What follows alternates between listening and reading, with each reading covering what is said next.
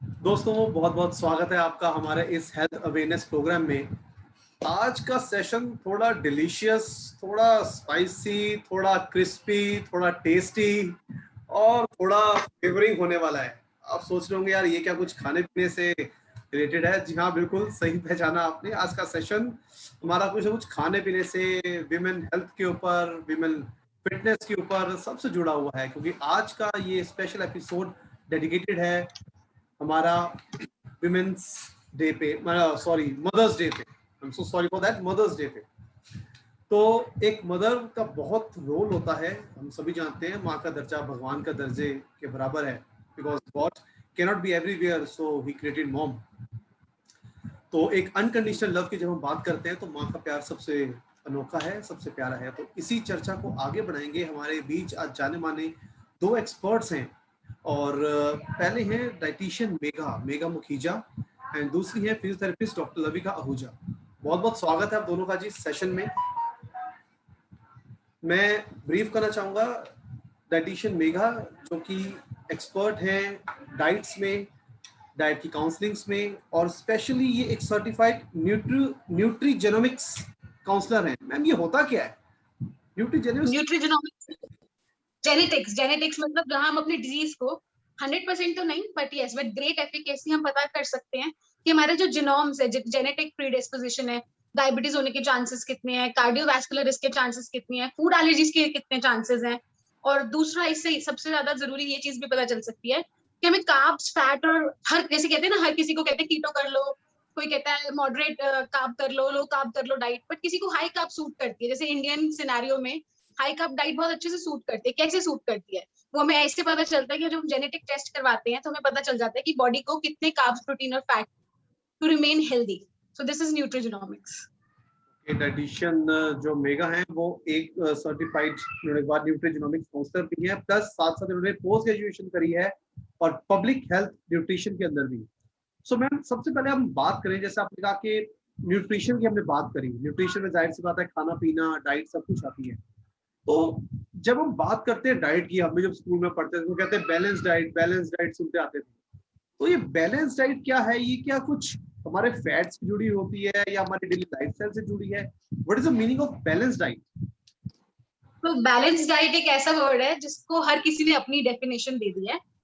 Basically a balance diet is a meal, is a diet wherein आप carbs, protein और fat correct ratio में, which is 55 to 60% जो है आपकी diet में कार्ब्स हो, 15-20% प्रोटीन हो एंड उतना ही 20% के अराउंड आपका फैट हो।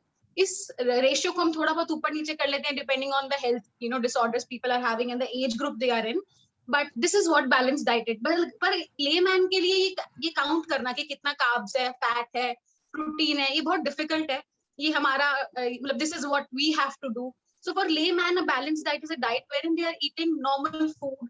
They're eating their normal dal, chawal, roti, sabzi, and their cultural food, and not going after fancy diet or not particularly. So कई लोगों को आप देखते हो ना, सोचते हैं कि नहीं सिर्फ चिकन खा लेते हैं पूरे दिन, सिर्फ पनीर खा लेते हैं पूरे दिन, सिर्फ राजमा खा लेते हैं पूरे दिन। मतलब लिटरली जो मील का एक बैलेंस होता है कि हम रोटी भी खाते हैं, दाल भी खाते हैं, उसको बिगाड़ना। So balance diet is a diet wherein हम सब कुछ सारे फूड ग्रुप्स को इंक्लूड कर रहे हैं कि मिल्क भी है हमारी डाइट में, रोटी भी है, सीरियल्स भी हैं, वेजिटेबल्स भी हैं, फ्रूट्स भी हैं। This is balance diet for a layman. Okay ma'am, जैसा हमने शुरू में कहा कि हमने आज का टॉपिक जो डेडिकेट किया है वो क्या है, मदर्स के ऊपर। तो अगर हम मदर्स को डिवाइड करें 3 कैटेगरीज में, जिसमें कि मैं पहली राइट। कैटेगरी दूंगा यंग मॉम्स के लिए, जो कि अप्रोक्सीमेटली 30-35 एज ग्रुप तक की है। मैं थोड़ी मिड एज मॉम्स की बात करूंगा, मैं कहूंगा 42 से 60 के अप्रोक्सीमेटली बीच में। फिर मैं अगर बात करूं सीनियर मॉम्स की, ओल्ड एज मॉम की, तो क्या जो ये डाइट है, ये क्या हमारी एज पर एज रिक्वायरमेंट अलग अलग वेरी करती है या कुछ जर्नल रहती है? बिल्कुल एज के अकॉर्डिंग भी वैरी करती है। इसके अलावा भी बहुत सारे फैक्टर्स हैं, कितना फिजिकली एक्टिव है। अब अगर कोई मिडिल एज वुमेन जिम जा रही है और यंग वुमेन नहीं जा रही, तो this will create a difference कि आप कितनी कैलोरी बर्न कर रहे हो। This will create a difference कि आपको मतलब इनपुट एंड आउटपुट है ना, आप कितना आउटपुट दे रहे हो उस हिसाब से आपका इनपुट होना चाहिए। उसके अलावा हमारी फैमिली हिस्ट्री, जब भी हम किसी की डाइट प्लान करते हैं हम उनकी फैमिली हिस्ट्री लेते हैं कि आपके पेरेंट्स में किसी को डायबिटीज तो नहीं है, कार्डियोवैस्कुलर डिजीज तो नहीं है, हाइपरटेंशन तो नहीं है, बिकॉज दिस ऑल्सो इम्पैक्ट्स ना कि जेनेटिक में अगर दोनों पेरेंट्स में है तो बच्चे में आने के चांसेस हैं। So we have to take care of that. Also उनके अभी करंट ब्लड रिपोर्ट्स जो है वो क्या कहती हैं, उनके हेल्थ चेकअप्स क्या कहते हैं। तो डाइट हर स्टेज में वैरी करेगी, पर्सन टू पर्सन वैरी करेगी। एक जनरल डाइट कुछ भी नहीं हो सकती किसी के लिए भी, because health problem different, genetic composition difference, workout different है, स्ट्रेस लेवल डिफरेंट है, तो diet has to be different for everyone. तो मैम अगर हम एक यंग मॉम की बात करें जो कि सपोज एग्जांपल लीजिए कि कोई मॉम एक जो ब्रेस्ट फीडिंग करा रही है, तो मॉम के लिए, मैं बेबी की बात नहीं कर रहा, उस मॉम के लिए कितनी डाइट इंपॉर्टेंट है कि उसके अंदर पूरा न्यूट्रिशन होना चाहिए ताकि वो बेबी में फिर अच्छा उसको जाए। अगर एक लैक्टेटिंग मदर की बात करें तो उनके लिए डाइट सुपर क्रूशियल है। होता क्या है, अगर वो सही चीज नहीं खा रही, सही खाना नहीं खा रही, तो अल्टीमेटली बेबी को जो न्यूट्रिएंट्स चाहिए वो तो लीच आउट करके उसको मिल ही जाने हैं। अगर आप नॉर्मल थोड़ा सा कहते हैं ना नॉमिनल न्यूट्रिएंट्स ले रहे हो, मदर डेफिसिट रह जाएगी, then she will have leg pain, body pain, और she will complain of an number of health issues later on. But अगर मदर कम खा रही है बहुत, तो फिर तो बेबी भी डेफिशिएंट रह जाएगा, then baby will suffer with low immunity. So it is very crucial that, मतलब लोग क्या करते हैं जनरली सोचते हैं कि अगर मतलब हाई कैलोरी डाइट खानी है लैक्टेशन में, तो हाई कैलोरी डाइट का मतलब ये नहीं है कि वो कैलोरीज आप बिस्किट से ले रहे हो, आप छोले भटूरे खा के ले रहे हो, आप कुछ और ऐसा खा के ले रहे हो। न्यूट्रिएंट्स से मतलब वो न्यूट्रिएंट्स कब हमें अप करने हैं। So it should be nuts, it should be fruits, good quality nutrition should go in so that उनकी body. Your voice is muted, ma'am. Okay.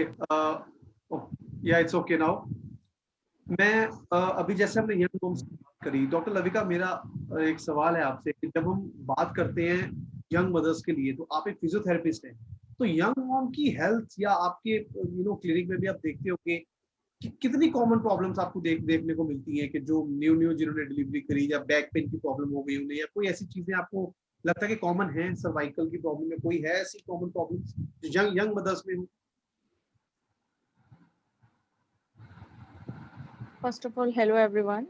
या अगर मैं इस बारे में हम बात करें कि जो यंग मदर्स हैं जो अभी अभी जिन्होंने बेबी डिलीवर करा है, तो डेफिनेटली उस केस में क्या रहता है, बोन डेंसिटी आपको उस पर ध्यान देना बहुत ज़रूरी रहता है। And there are two pillars, one is the exercise and other is the nutrition. उसको प्रॉपर न्यूट्रिशन मिलना भी बहुत ज़रूरी है, बिकॉज बॉडी को एक हीलिंग मोड में है बॉडी आफ्टर डिलीवरी। सो उसको बॉडी को हील अप भी होना है एंड साइड बाय साइड उसको स्ट्रेंथन भी करना है। तो हमें इन दोनों फैक्टर्स पे बहुत ही अच्छे से ध्यान देना है। The mother should have, as dietitian Megha says, mother should have proper protein diet अच्छा होना चाहिए, उसका प्रॉपर न्यूट्रिशन अच्छा रहना चाहिए, तभी वो बॉडी को हील कर पाएगी। और सेकेंडली, जब वो बेबी को फीड कराती है उसका पोस्चर बहुत मैटर करता है। जब वो बेबी को फीड करा रही है तो इट शुड नॉट, वो स्टूप करके ना फीड कराए, उसका पोस्चर एकदम स्ट्रेट रहना चाहिए सो दैट उसको मसल्स इशू ना आए। और अगर वो जैसे रात को अगर फीड करा रही है तो ऐसा ना हो कि वो साइड लाइन पोजिशन में कर रही है फीडिंग और अपने पोस्चर का बिल्कुल ध्यान नहीं रख रही है। तो posture is one of the major factor जो एक न्यूबॉर्न मदर को बहुत अच्छे से ध्यान देना चाहिए जिस पे। और अगर उसका न्यूट्रिशन अच्छा रहता है, उसका पोस्चर अच्छा रहता है, तो वो एक बहुत ही अच्छी मदर, एक हेल्दी मदर के रूप में बाहर आती है।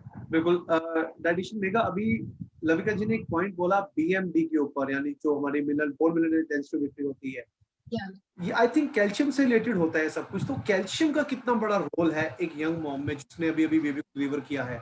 कैल्शियम का कितना बड़ा रोल है, ये इसके ऊपर थोड़ा सा आप बताएं।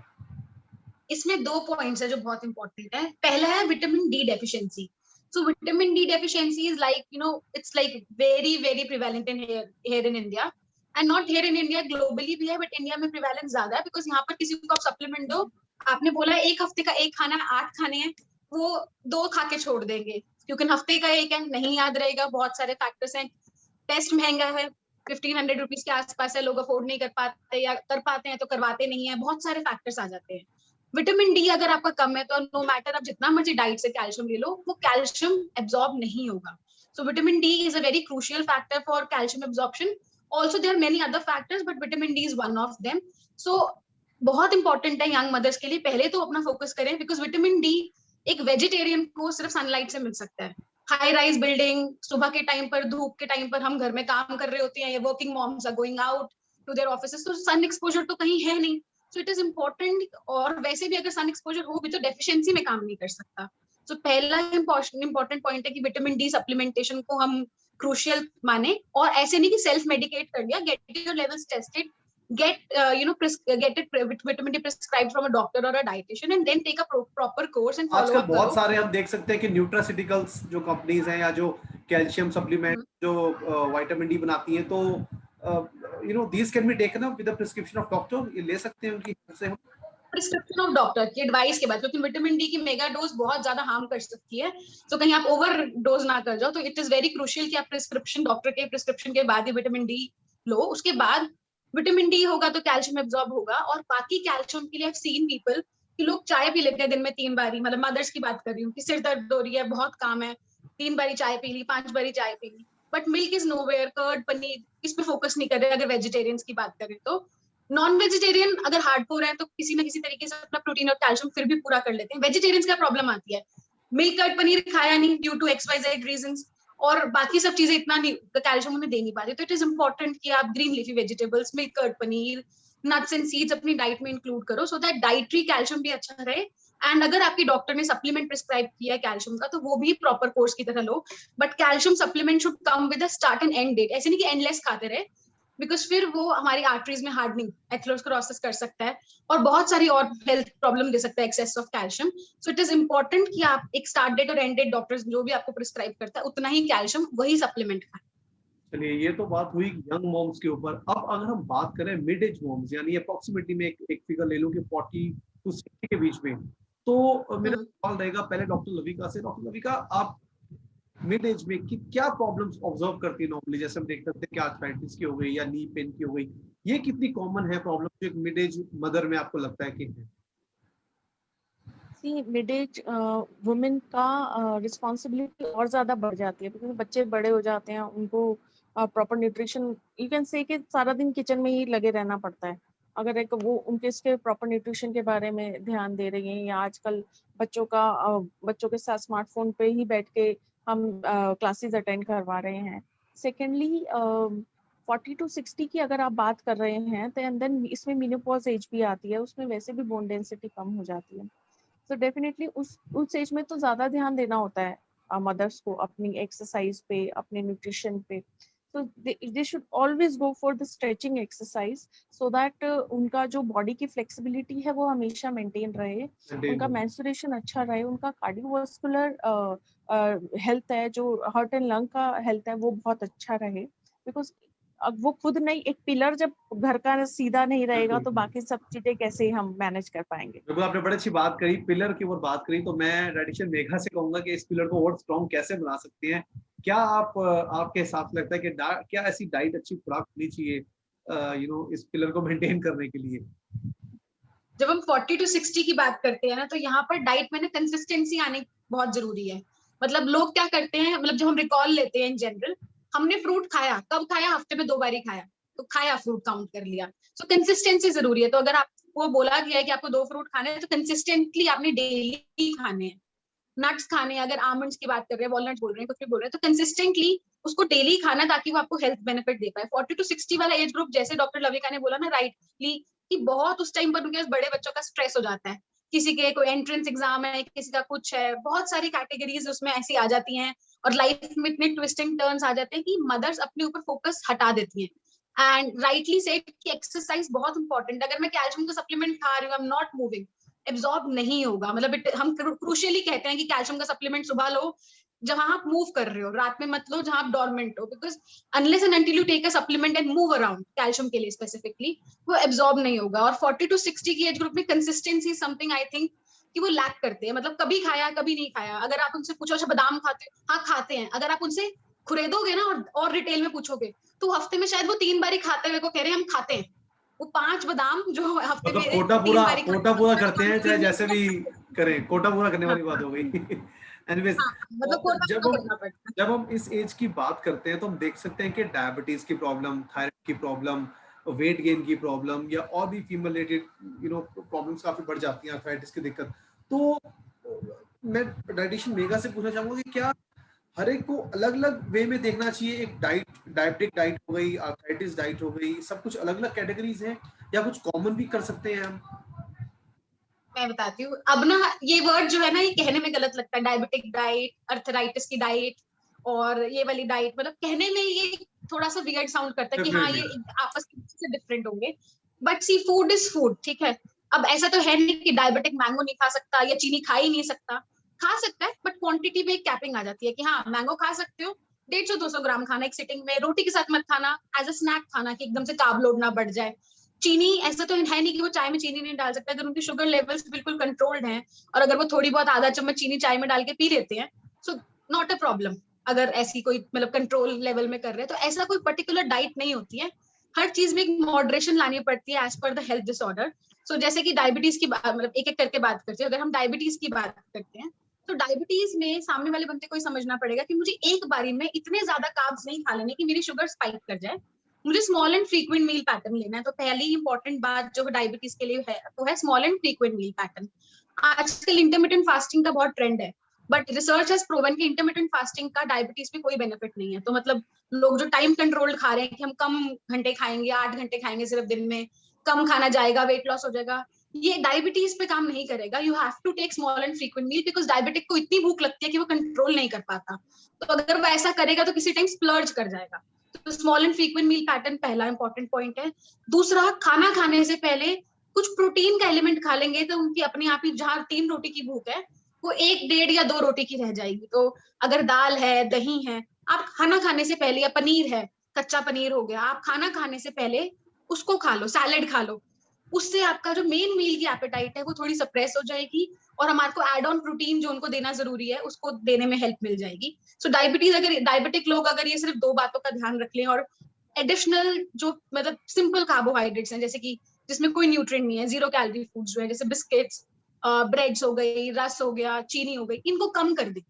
देखो लाइफ का फ्लेवर अगर बिल्कुल हर चीज जीरो कर दो तो बिल्कुल नहीं आता, बिल्कुल। इनको कई लोग मिनिमल। कहते हैं, आप काफी हम सुनते हैं कि यार मन तो नहीं मार सकते ना, दिल तो करता है सब चीज खाने का, तो मन मार के ना तो मॉडरेट कर दो कि मन अगर मैं पेस्ट्री खा रही हूँ तो उसकी 2 बाइट खा के छोड़ दूंगी, तो उससे क्या होगा कि हमने अपना मन भी नहीं मारा, मन भी हमारी नहीं क्वालिटी मार। ऑफ लाइफ खत्म हुई। हम पार्टी में गए तो हमने किसी को भी दिखाया कि हमें डायबिटीज, हम कुछ नहीं खा रहे, बट नॉर्मल सी रही और हमने अपने आप को कंट्रोल कर लिया। तो तो डायबिटीज मेडिसिन के लिए मेगा ये आजकल ये जो बड़ा कॉन्सेप्ट चल गया ब्रंच का, कि हम तो बस जी एक ही बार अपना लंच और ब्रेकफास्ट करेंगे, एक बार करेंगे, ये कितना आपको लगता है कि हमारी हेल्थ के लिए ठीक? ये इंडियन इंडियन मॉम्स से इस बात पे मैं बहुत परेशान हूँ और आई डिसएग्री करती हूँ। वो क्या करती हैं, वो सुबह 6-7 बजे उठ जाती हैं, ठीक है, एक कप चाय पी, नो ब्रेकफास्ट, वो सीधा 12-1 बजे ब्रंच करती हैं। और मोस्टली आप जितनी लेडीज को देखोगे वो ऐसे ही ब्रंच कर रही हैं, पर ये गलत है। अगर वो सुबह उठ के खाली पेट चाय पी रही है, पहली बात तो उनको एसिडिटी होगी, जो कि एट लार्ज आप जाके एक सर्वे करो, आपको मिल ही जाएगा कि मैक्सिमम जो है लोगों को एसिडिटी है। दूसरा, इतनी देर भूखी रहेंगी जब, तो जब वो मील खाएंगी तो उनको ओवर ईट करेंगी, पहली बात उस चीज, उस मील के अंदर। एंड थर्डली, इतनी देर तो भूखे, जो इतना गैप उन्होंने लंबा बना दिया कि 6-7 बजे उठी हुई है, 12-1 बजे तक कुछ नहीं खाया है, उनकी मेटाबॉलिज्म इतनी क्रैश कर जाएगी कि उसके बाद जब वो खाएंगी तो वो जो है बॉडी जो है समझेगी कि मैं स्टारवेशन मोड में हूँ, फूड को उठाएगी, सीधा फैट में कन्वर्ट कर देगी, and then comes weight gain. और जो वेट गेन होता है उसके लिए तो you know how females crib, जब वो मिडिल एज में वेट गेन कर लेती हैं, देन दुनिया भर की सारी डाइटिशियन पे जाके सारी क्रैश डाइट कर लेती हैं। सो अगर आप अपना उठते ही पहले 1-1.5 घंटे में, मतलब अगर ब्रेकफास्ट नहीं बना तो आप कुछ और खा लो, आप फ्रूट्स खा लो, आपको शेक पी लो, आप मैंगो शेक पी लो, कोई स्मूदी पी लो, मतलब कुछ भी किसी अगर आप तरह है पहले एक कि घंटे में पेट खा खाली लो। ना हो, हमारा बिल्कुल खाली नहीं रहना चाहिए, मेन है। हम कुछ न्यूट्रिशियस, ऐसा नहीं कि चाय पी ली, कुछ न्यूट्रिशियस, उससे आपकी एपेटाइट पूरे दिन के लिए कंट्रोल हो जाएगी, उससे आपका अपने आप ही वेट गेन जो है, कहते हैं ना अननेसेसरी वेट गेन की हम हर साल 2-3-4 किलो पाइल अप कर रहे हैं, वो होना बंद हो जाएगा और अपनी एनर्जी लेवल्स में आपको डिफरेंस दिख जाएगा। चलिए, ये तो बात हो गई मिड एज की। अब हम थोड़ा सा अगले स्टेज पे जाते हैं, जो कि हमारे हमारा अगर ओल्ड एज फीमेल्स की बात करें तो डॉक्टर लविका लविका आहूजा, अब ये बताइए कि जाहिर सी बात है सीनियर सिटीजन्स के अंदर घुटने का दर्द हो गया, कमर की प्रॉब्लम हो गई, या और भी किस तरह के हेल्थ इश्यूज आते हैं, उनके लिए आप क्या टिप्स देना चाहेंगे कि आजकल का जैसे पेंडेमिक भी चल रहा है, तो हम घर पे कितनी कितनी अच्छी एक्सरसाइजेज अपने आप को कैसे फिट रख सकती हैं? खासकर सीनियर सिटीजन फीमेल्स की बात कर रहा हूँ। देखो, अगर जो लोग ऑलरेडी एक्सरसाइज में करते रहते हैं, उनके लिए कोई ऐसा इशू नहीं रहता है, वो घर पे बैठ के भी बहुत सी एक्सरसाइज कर सकते हैं। और अगर मैं लो लेवल एक्सरसाइज की बात करूं, जो बिल्कुल भी एक्सरसाइज नहीं करते हैं, तो वो कुछ लो लेवल एक्सरसाइज कर सकते हैं, जैसे नी की आइसोमेट्रिक एक्सरसाइज कर सकते हैं, नेक की एक्सरसाइज कर सकते हैं, सिट टू स्टैंड कर सकते हैं, हाथ को एल्बो फ्लेक्शन एक्सटेंशन कर सकते हैं, नेक की साइडवेज मूवमेंट कर सकते हैं। ठीक है, तो ये कुछ एक्सरसाइज है जो वो आराम से घर पे बैठ के कर सकते हैं, बैठे बैठे आगे पीछे हो सकते हैं हाथ क्रॉस करके। ठीक है, लो लेवल स्क्वाटिंग कर सकते हैं, बहुत लो लेवल की स्क्वाटिंग, धीरे धीरे किसी भी चीज को पकड़ के ऊपर नीचे हो सकते हैं। So these are some exercise जो वो घर पे बैठ के भी कर सकते हैं। इवन घर के स्पेस को यूटिलाइज करके वहाँ की वॉकिंग कर सकते हैं। घर पे पेंडेमिक है, कहीं नहीं जा सकते, बट घर बैठे जुड़ जाता है शरीर, उसको दूर करने के लिए घर पे बैठे बैठे आप घर के स्पेस को यूटिलाइज कीजिए, वहां पर वॉक कीजिए, आगे पीछे ऐसे ब्रीदिंग एक्सरसाइज कीजिए। आजकल बहुत जरूरी है लंग कैपेसिटी इंक्रीज करने के लिए। Go for pranayama, go for long breathing. आप भ्रामरी कर डीप सकते ब्रीदिंग हैं, जैसे करते हैं हम आजकल। डेफिनेटली। आप ओके। ओम का आलोचन कीजिए, बहुत ही बढ़िया एक्सरसाइज है, आपका लंग की कैपेसिटी बढ़ाता है। वी हैव ऑल्सो सीन के प्राणायाम में प्रोनिंग बहुत आजकल इम्पोर्टेंट है आपके जी लंग की कैपेसिटी को इंक्रीज करने के लिए। सो दैट आजकल जो कंडीशन चल रही है उससे हम कैसे कोप अप करें, बहुत ही अच्छे कुछ तरीके हैं जिसको हम अपना के अपनी बॉडी की कैपेसिटी को बढ़ा सकते हैं, उससे लड़ने की क्षमता को बढ़ा सकते हैं, अपनी इम्यूनिटी बिल्डअप कर सकते हैं। that's very good information। तो डाइटिशियन मेघा, मैं आपसे पूछना चाहता हूँ कि नॉर्मली हम देखते हैं कि जो सीनियर सिटीजन होते हैं वो कहते हैं यार मेरा तो बस मन भरा हुआ है, मेरे को ज्यादा भूख नहीं लगती, या मेरी खाने पीने की कैपेसिटी अब कम हो गई है। तो क्या ऐसा फैक्टर हमारी बॉडी में चेंजेस आ जाते हैं सीनियर सिटीजन से एज के बाद, 60 65 70 साल में, कि हमें ऑटोमेटिक भूख कम लगने लग जाती है, या हमारी कुछ डेफिशिएंसी होती है ऐसी जिनकी वजह से हमें भूख नहीं लगती? जब हम एज करते हैं, सो एजिंग का साइन क्या है? एजिंग का सबसे बड़ा साइन है कि मसल मास डिक्रीज करने लग जाता है। जो उनकी आप देखते हो ना कि ओल्ड एज फीमेल्स हो या मेल हो, स्किन लटक जाती है, क्या हो रहा है? उनका मसल लूज हो रहा है। जब उनका मसल लूज होगा तो उनका मेटाबॉलिक रेट कम होगा, मेटाबॉलिक रेट कम होगा तो हमारे भूख कम लगेगी। जैसे किसी का मेटाबॉलिक रेट ही 800 900 या 1000 है तो उसे भूख भी उतनी लगेगी। तो वहां पर इंपॉर्टेंट हो जाता है कि आप क्वांटिटी को हम छोड़ देते हैं, क्योंकि ना भूख तो उतनी लगेगी नहीं। अब हम क्वालिटी पे फोकस करते हैं कि हम जो खाना खा रहे हैं उसकी क्वालिटी अच्छी हो। क्वालिटी इन द सेंस कि अगर हम ये ना करें कि हमने मतलब ब्रेड खा ली सिंपल सिर्फ। कहते हैं ना कई लोग क्या करते हैं कि हिम्मत नहीं है, मतलब ओल्ड एज में जनरली जब हमारे पास लोग आते हैं और हम उनका रिव्यू करते हैं डाइट, तो ब्रेड बटर खा लिया, ब्रेड सिर्फ चाय के साथ खा ली। अब ब्रेड के अंदर क्या न्यूट्रिशन गया? या तो उसमें कुछ सब्जी लगा लेते। तो वहां पर क्या है, क्वांटिटी तो चलो हटा दी हमने कि क्वांटिटी तो नहीं खाई जाएगी, मान लिया, पर क्वालिटी पे फोकस करना बहुत इंपॉर्टेंट हो जाता है कि वो नट्स खा रहे हो।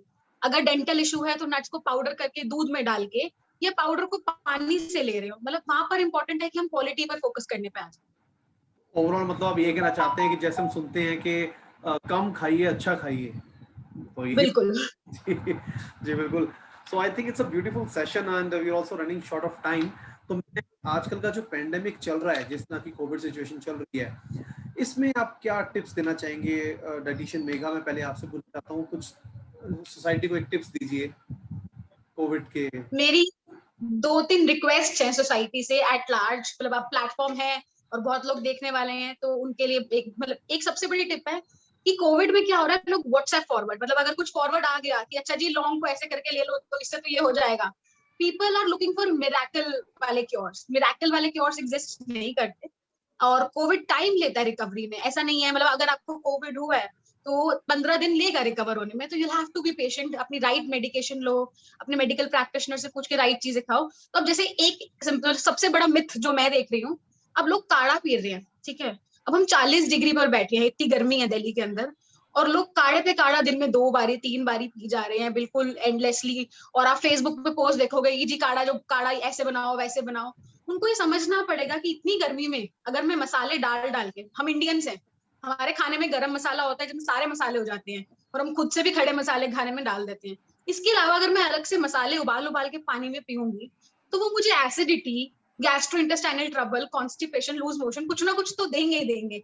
और उसके बाद हम कहेंगे कि जी कोविड तो ठीक हो गया, अब हमें ये हो गया, अब ये तो हमारे को डॉक्टर की दवाई से। जी तो हम बिल्कुल ठीक। गलत काफी ब्लेम लोग ये आजकल, काफी लोग, मैं इंटरप्ट कर रहा हूँ बीच में, काफी लोग कंप्लेंट कर रहे हैं कि ज्यादा काढ़ा पीने से भी ना हमें मुंह में छाले हो रहे हैं या हमें एसिडिटी के इश्यूज आ रहे हैं। सो आई थिंक ये भी एक इसका पॉइंट है, बट जो भी है हर चीज हाँ, मतलब काढ़ा लेकिन लिमिट में करें, ट्रीटमेंट नहीं है, लेकिन एक बिल्कुल लिमिट में काढ़ा अगर हम करें। ट्रीटमेंट लिमिट में भी हर किसी को सूट नहीं करेगा, तो काढ़ा ट्रीटमेंट नहीं है कोविड का, ये बात समझनी पड़ेगी। हमारे लेकिन खाने में मसाले डलते एक प्रिवेंटिव वे में अगर हम डाइट इंक्लूड करें तो क्या करना चाहिए आपके हिसाब से प्रिवेंशन और इम्यूनिटी के लिए? हाँ, प्रिवेंशन।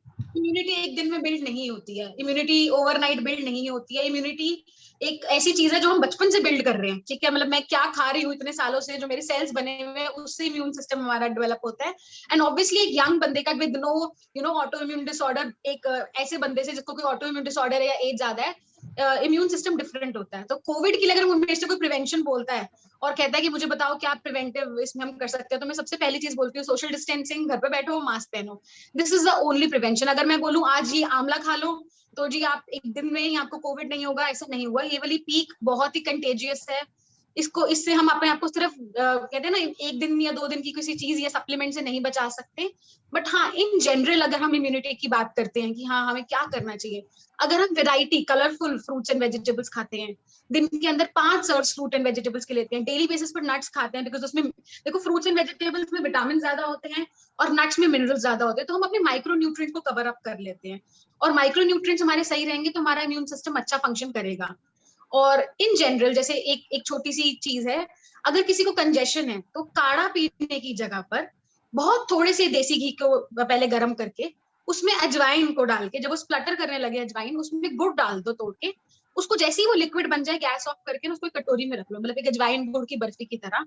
आधा चम्मच दिन में 2 बार वो खा लोगे ना तो कंजेशन जल्दी क्लियर हो जाएगी और इतनी गर्मी नहीं करेगा, क्योंकि अगर अजवाइन गर्म है तो गुड़ उसको थोड़ा सा पैसिफाई कर देगा, मतलब और एक उतनी बैलेंस हो जलन या जाएगा, कहीं ना कहीं बैलेंस हो और जाएगा। अजवाइन एसिडिटी के लिए भी, हाँ जी, और अजवाइन एसिडिटी के लिए भी अच्छा। तो ये लूज मोशन, मुंह में छाले कुछ भी नहीं करेगा। और क्योंकि और उसमें घी भी बहुत कम ही डलता है सिर्फ अजवाइन को स्प्लटर करने के लिए, तो ये चेस्ट कंजेशन को जल्दी बेटर कर देगा।